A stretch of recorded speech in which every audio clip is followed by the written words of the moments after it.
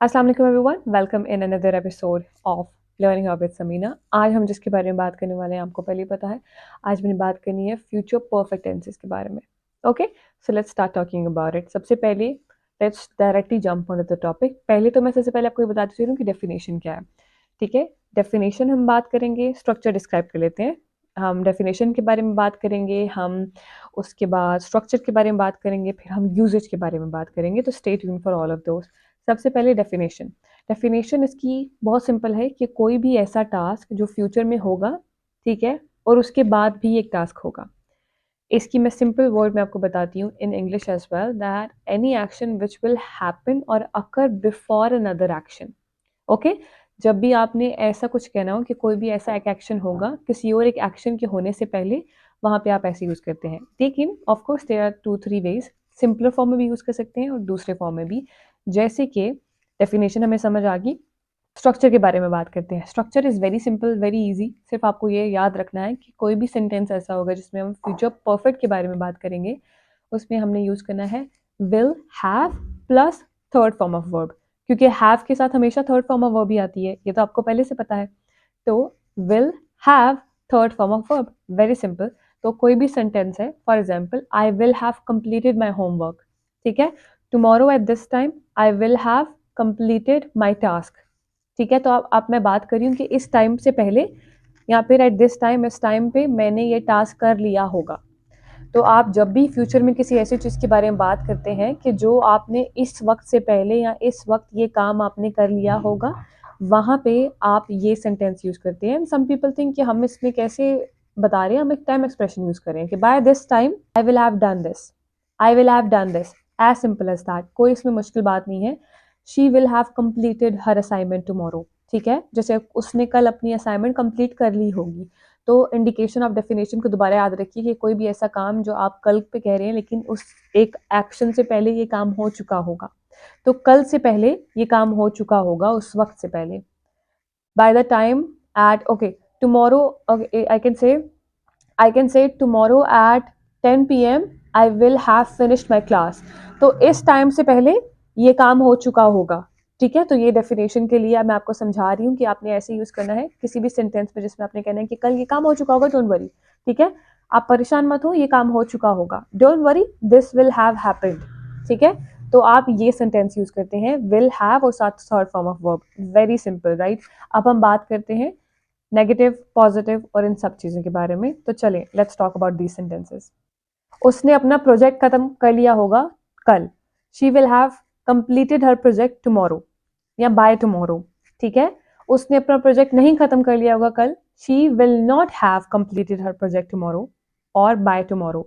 क्या उसने अपना काम कंप्लीट कर लिया होगा कल तक, will she have completed her work by tomorrow. अब यहाँ पे आप बाय बाय बहुत सुन रहे होंगे, तो बाय तब यूज होता है जब आप टाइम का इंडिकेशन कर रहे हैं। फ्यूचर में ये टाइम की इंडिकेशन करने के लिए यूज होता है, by tomorrow, by noon, by evening, by night और वाइस वर्सा। ओके, तो ये आपको पता चल गया कि सिर्फ नेगेटिव और इंटरोगेटिव में यही डिफरेंस था कि नेगेटिव में नॉट लगा दिया, इंटरोगेटिव में विल को शुरू में ले आया।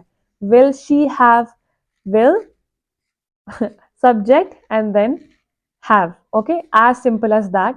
मैंने आपको और मुश्किल नहीं बनाना, लेकिन चले एक और एग्जांपल मैं आपको बताती हूँ इन तीनों की, जो मैं यहाँ पे लिख भी दूंगी। We will have received the package by Friday, ठीक है। हमें फ्राइडे को पैकेज मिल चुका होगा, तब तक हमें पैकेज मिल चुका होगा फ्राइडे तक, ठीक है, पॉजिटिव। अब मैं नेगेटिव बोलूंगी सिर्फ इंग्लिश में, we will not have received the package by Friday, okay.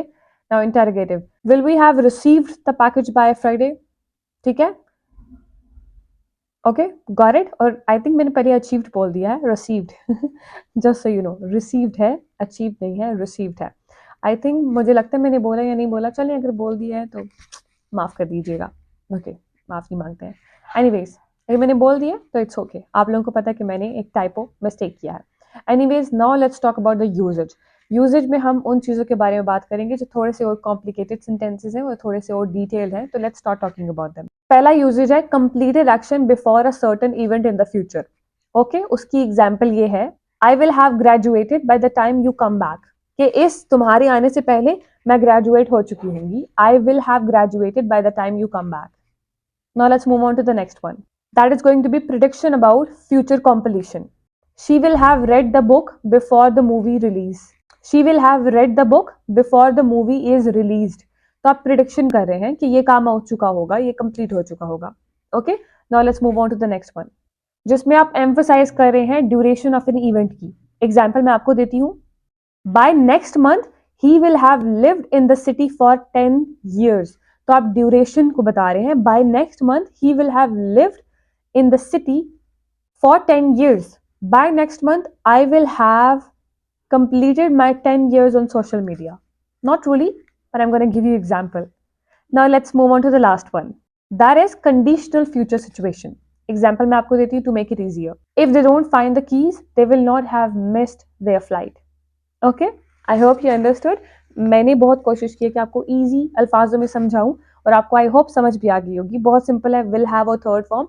कोई भी ऐसा सेंटेंसेस जो आप बोलना चाह रहे हैं कि इस टाइम से पहले ये हो चुका होगा, आई विल हैव डन दिस, उस चीज़ से पहले, आई will have graduated until next year, यहाँ पे before next year, I will have gotten married before December of next year. कोई भी आप ऐसे एग्जाम्पल देना चाहें कि ये इस वक्त से पहले हो चुका होगा। अगर आपने किसी को इंडिकेशन या बताना हो प्रिडिक्शन अपने कि मैं कब पहुंच रहा हूँ, मैं 10 बजे से पहले वहाँ पे पहुंच चुका हूँ, I will have reach there before 10 PM। जब आपको मम्मा कॉल करती हैं कब पहुंचोगे, तो आप बोलते हो कि मैं 5 बजे से पहले वहाँ पे हूँगा। I will have been I will have reach there before 5। I will have been there with you before 5। ठीक है, तो आप जब भी ऐसे कुछ सेंटेंसेस का जिक्र करें जो आप कहते हैं कि इस टाइम से पहले मैं हूँगा वहाँ पे, तब आप ये सेंटेंस यूज करते हैं। इसको बिल्कुल भी खुद के लिए कॉम्प्लिकेटेड नहीं करना, बहुत सिंपल है, सिर्फ ये रूल्स याद रखें एंड स्टार्ट प्रैक्टिसिंग। और आप जब भी प्रैक्टिस करें तो मुझे ज़रूर कमेंट सेक्शन में बताएं कि आपने जो सेंटेंसेस बताएं, फिर आई विल टेल यू कि आप समझ गए हैं या नहीं।